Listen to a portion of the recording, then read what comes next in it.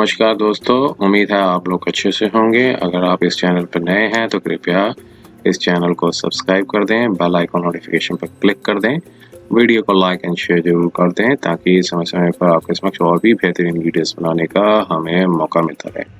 दोस्तों, माननीय एक दिल्ली उच्च न्यायालय, दिल्ली हाई कोर्ट ने एक जजमेंट प्रोनाउंस किया है। उसमें कुछ गाइडलाइंस भी फ्रेम्ड किए हैं। हम उस गाइडलाइंस पे भी जाने से पहले थोड़े से फैक्चुअल एस्पेक्ट्स को देख लेते हैं क्या था।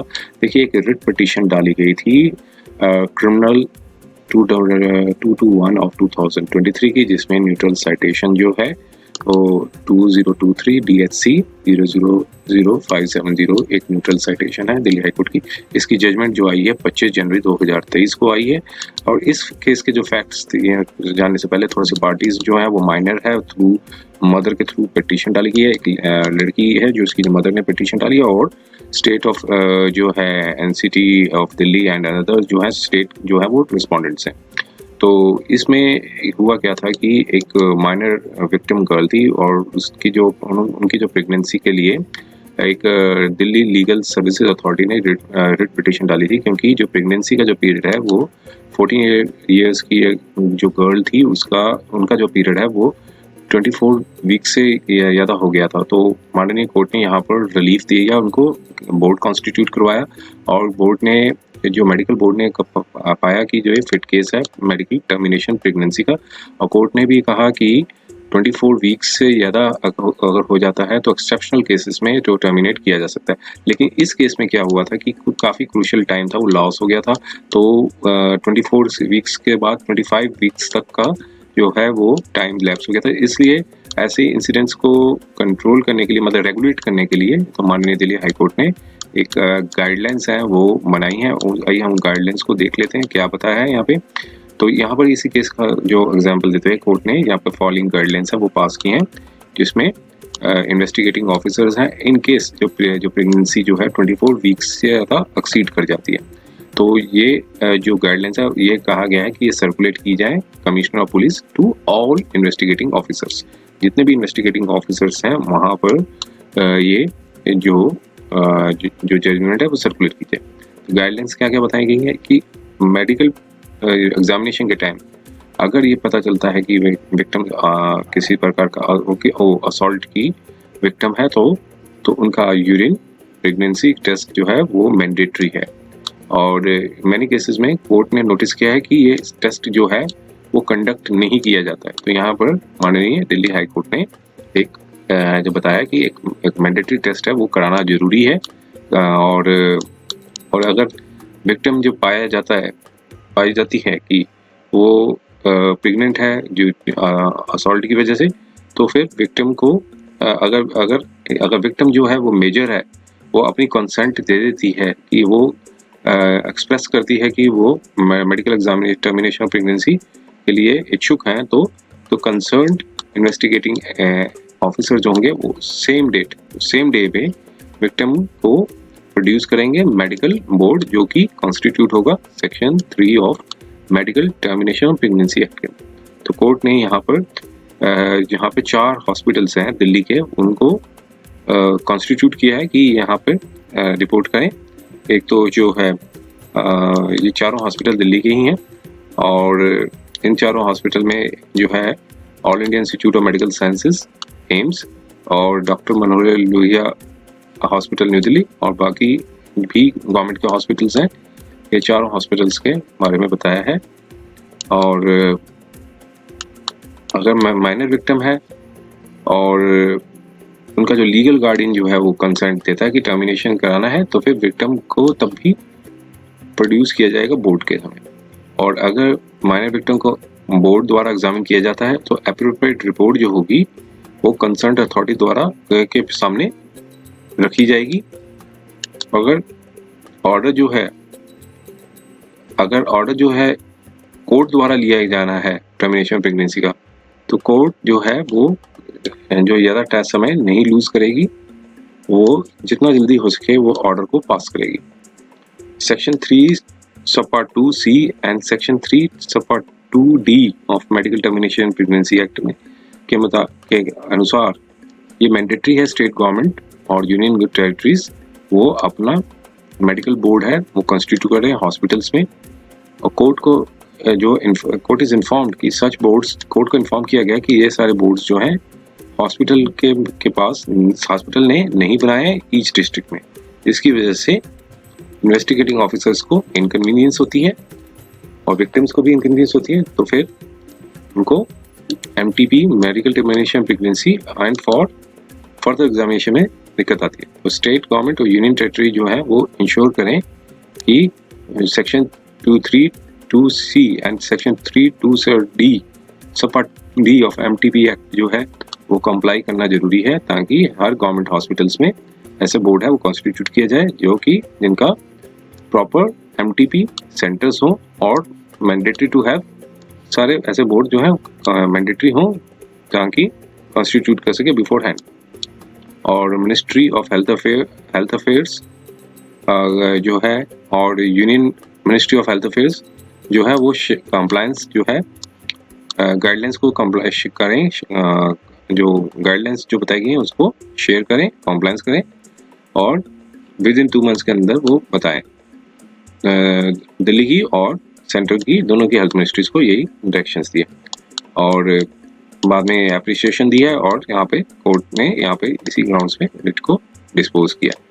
तो ये थी जजमेंट जो कि 25 जनवरी 2023 की थी। उम्मीद है ये वीडियो आपको पसंद आया होगा।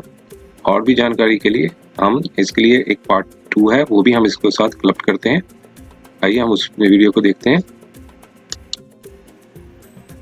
और जो सेकंड जजमेंट है वो एक ट्रेडमार्क से रिलेटेड है। हम उसके कंटेंट्स को थोड़ा समझने की कोशिश करते हैं, लेकिन साथ में जो इसमें सेक्शन जो ट्रेडमार्क एक्ट है 1999 है इसको भी जानेंगे, और साथ में जो इंटेलेक्चुअल अपीलेट बोर्ड है उसको भी मतलब अब डिसॉल्व कर दिया गया है। तो इसलिए सारी जो अपील्स हैं वो माननीय दिल्ली हाई कोर्ट में ही सुनी जाएंगी। तो इसके ऊपर थोड़ा सा हम समझने की कोशिश करते हैं क्या था। देखिए यहाँ पर एक अपीलेंट्स वर्सेस एक registrar of trademarks and Delhi है, और ये एक सिविल सूट कमर्शियल है IPD जो इंटेलेक्चुअल प्रॉपर्टी के जो केसेस हैं, TM जिसे ट्रेडमार्क कहा गया TM, ये सारे जो केसेस हैं इसकी जो केस कैटेगरी है और जो केस टर्मिनोलॉजी है वो ये यूज़ की जाती है।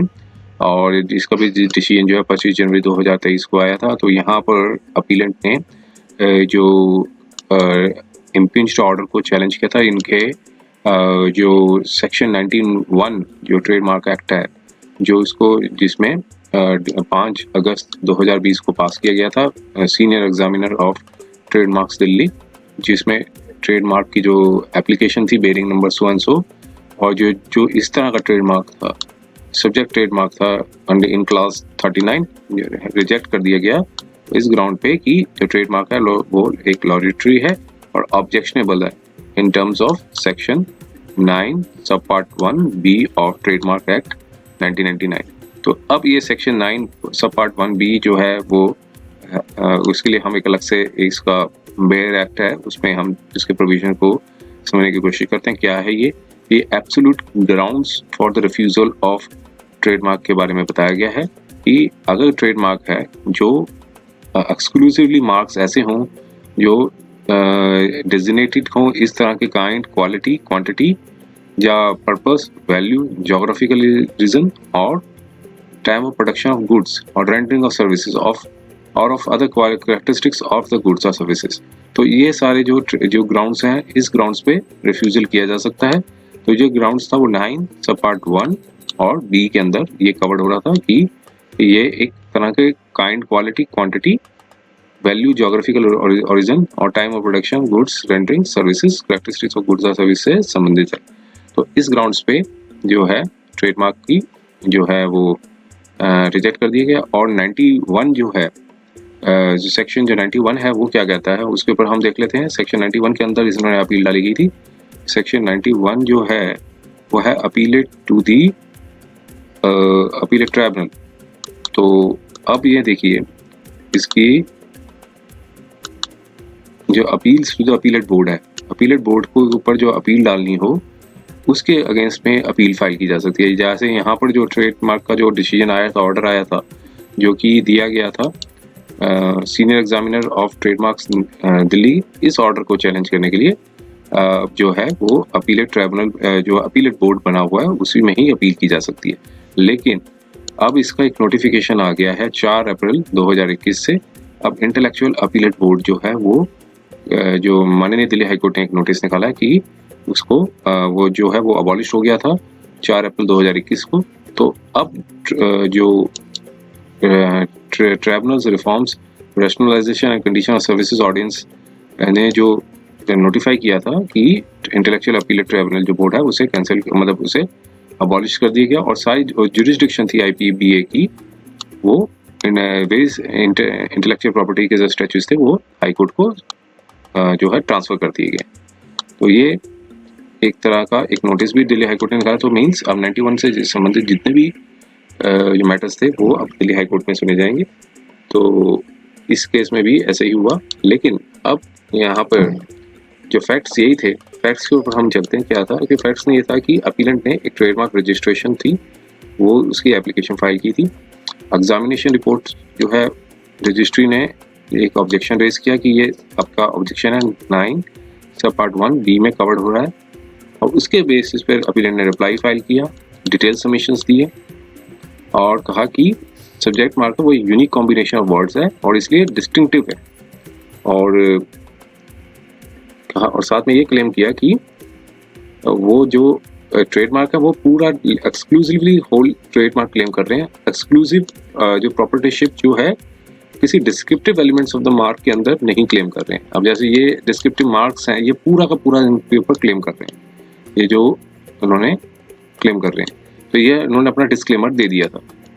लेकिन उसके बाद नोटिस हुआ और उसके बाद जो है वो एप्लीकेशन ट्रेडमार्क रिजेक्ट कर दी। अब इसके बाद यहाँ पे अपील फाइल की गई माननीय दिल्ली हाईकोर्ट में। अब यहाँ पे जजमेंट आई थी दिल्ली हाईकोर्ट में Mohammed Rafiq versus Modi sugar mills 1971 SCC online Delhi 190। तो इस जजमेंट पर डिविजनल बेंच की जो जजमेंट थी इस पर रिलाई किया गया। कोर्ट ने भी पार्टीज के सुनने के बाद ये निकाला कि इसमें कोई नथिंग लॉडेटरी कुछ नहीं है, कोई रीजन और जस्टिफिकेशन जो है नहीं दिए गए कि किस तरीके से ये एक ट्रेडमार्क जो है वो लॉडेटरी बन रहा है। और ये मोहम्मद रफ़ीक की जो जजमेंट है वो यहाँ पर एप्लीकेबल होती है। और उसमें सन से रिलेटेड था कि सन जो है लैल्ट्रेंस जो है उसकी तरफ जो बताया गया था कि सन वर्ड यूज़ कर लें तो ऐसा नहीं होता है। तो उस जजमेंट के जो प्रिंसिपल्स थे जो यहाँ पर भी एप्लीकेबल होंगे। अब यहाँ पर बताया कि ट्रेडमार्क जो है वो एक वर्ड्स मार्क सिंपलिस्ट नहीं है लेकिन बल्कि एक स्टाइलिश डिवाइस है और जिसमें एक जो वर्ड लिखा गया है ओवरलेड एक ब्लू बैकग्राउंड भी बनाया गया है जिसकी पार्शियल आउटलाइन की गई है side profile of the card. तो जो कि पूरी की पूरी तरीके से एसेस करना जरूरी है।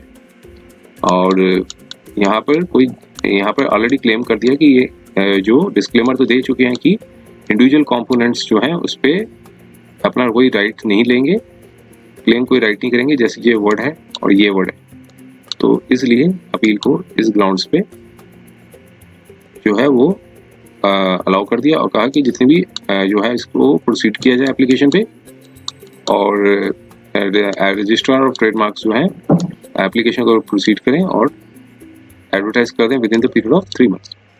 तो ये जजमेंट थी ट्रेडमार्क से संबंधित। और उम्मीद है ये वीडियो आपको पसंद आया होगा। अगर वीडियो पसंद आया तो कृपया चैनल को सब्सक्राइब कर दें, बेल आइकॉन नोटिफिकेशन पर क्लिक कर दें, वीडियो को लाइक एंड शेयर जरूर कर दें ताकि समय समय पर आपके समक्ष और भी बेहतरीन वीडियोस बनाने का हमें मौका मिलता रहे। समय देने के लिए बहुत बहुत धन्यवाद।